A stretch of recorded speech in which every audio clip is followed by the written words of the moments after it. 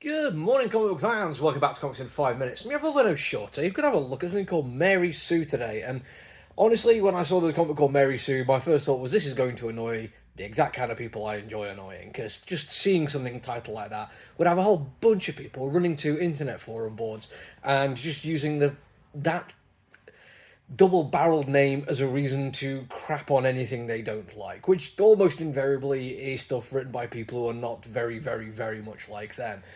And if you don't know the full history of the Mary Sue thing, if you're not aware of how it played into fan fiction and how it then became just an excuse to criticize femme creators and femme characters across all walks of media, well, for a start, I feel like you are kind of lucky for not knowing that. But I do know that kind of thing. I'm not really into fan fiction. The closest I've ever come is I wanted to write a story just for fun. My girlfriend, my partner, recommended using AO3, which does do fanfic kind of stuff. So I had to pick a thing that it was based on, then mix it out of US Marshall and I put it in as Justified. That is literally the closest I've ever come. But because I have been a geek for a very long time, I am very aware of the whole fanfic thing. I am very aware of the various natures of it and all the tags. As I said, my partner knows a lot of this kind of stuff. If you ever want any BTS boy band reverse harem stuff, she can totally sort you out.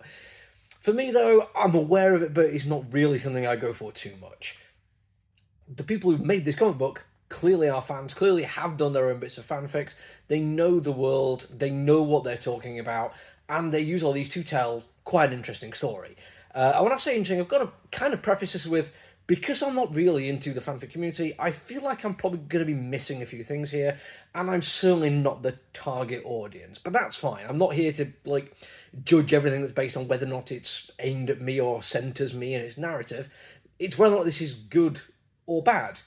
And it is actually really quite good. I mean, first of all, the artwork, Lisa Still is amazing. She does fantastic stuff. She's got a couple of different colorists working with whose names I can't remember off the top of my head, but they're both really, really good. The colouring is rich when it needs to be.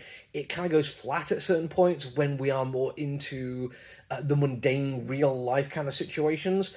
But throughout it all, the artwork is brilliant. It kind of mixes this fantasy, reality vibe really effectively.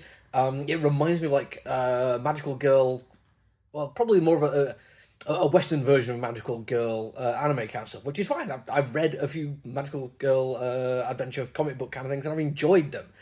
This one, it does have that vibe to it, 100%. It feels like it could jump into at any point, while also weirdly being about queer erotic vampire stuff, which is, again, throwing some time travelers, and yeah, brilliant, exactly the kind of thing that a lot of people would love. But the reason I found myself enjoying it was more for how well the story and the characters were written. Because this is, as well as everything else that's going on, it's a coming-of-age story, and we are dealing with issues like the dangers of forcing people to conform, to fit in, to not make a mess, but also how risky it is to stand out. And both of these things I have some experience of. Yes, I am an absolute nerd. I have been since I was a very young lad.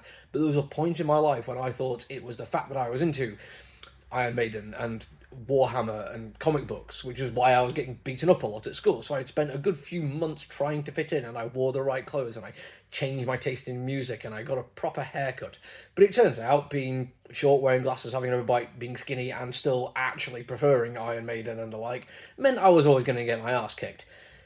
I know both sides of how that kind of plays out, and I've got to say, in the long run, I'm glad I ended up just being me and carried on being the guy I always wanted to be. But I do totally sympathise with the struggle, especially teenagers in high school, and how hard it is, because there is no roadmap to it, and it's very, very difficult to convince anyone that, just stick with it, things will get better when you're going through terrible stuff. And this comic book does a really, really good job of getting that entire vibe across. It does it effectively by the relationship between the main character and her mother, ties in some religious patriarchy. It's got the whole ex-best friend turned bully kind of vibe, which again, something I'm aware of. There's not a single bad story beat in it. The only bit of criticism I've got really is presentation, because again, I think this is just me not being part of the world. There's an awful lot of internet chat boxes and DM chat boxes being part of the story, and I find it a little bit grating for me. But I mean, hell, I don't even use WhatsApp, so there's a whole bunch of this which is just going to pass me by.